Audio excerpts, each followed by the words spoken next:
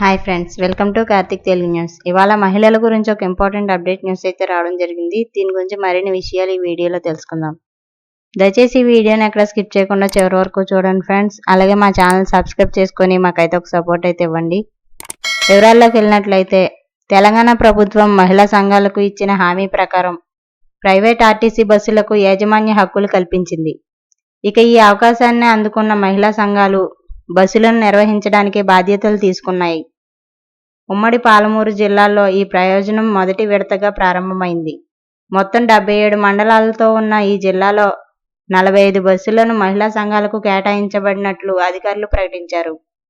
ఒక్కొక్క బస్సు విలువ 33 లక్షల రూపాయలుగా అంచనా వేయబడింది. ఈ బస్సుల కేటాయింపు 8వ తేదీన మహిళా దినోత్సవం సందర్భంగా తెలంగాణ రాష్ట్ర ముఖ్యమంత్రి రేవంత్ రెడ్డి చేతుల మీదుగా జరిగింది. అలాగే రాష్ట్రంలో మొత్తం 600 బస్సులను మహిళా సంఘాలకు ఇవ్వడం జరిగింది. ఈ నిర్ణయం ఉమ్మడి పాలమూరు జిల్లాలో 45 మహిళా సంఘాలకు కూడా లభించింది. ఇప్పటికే 33 బస్సులు వివిధ మండలాల్లోని మహిళా సంఘాలకు కేటాయించబడి ప్రయాణికులకు సేవలు అందించడంలో ఉన్నాయి.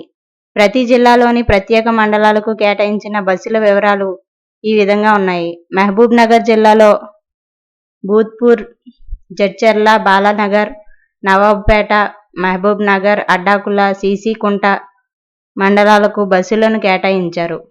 ఇక వనపర్తి జిల్లా పరంగా చూస్తే గోపాల్పేట, కొత్తకోట, మదనాపూర్, పెబ్బేరు, పెద్దమందాడి, అమరచింత, ఆత్మకూరు, కిల్లా గణపురం మండలాలకు బస్సులను కేటాయించారు.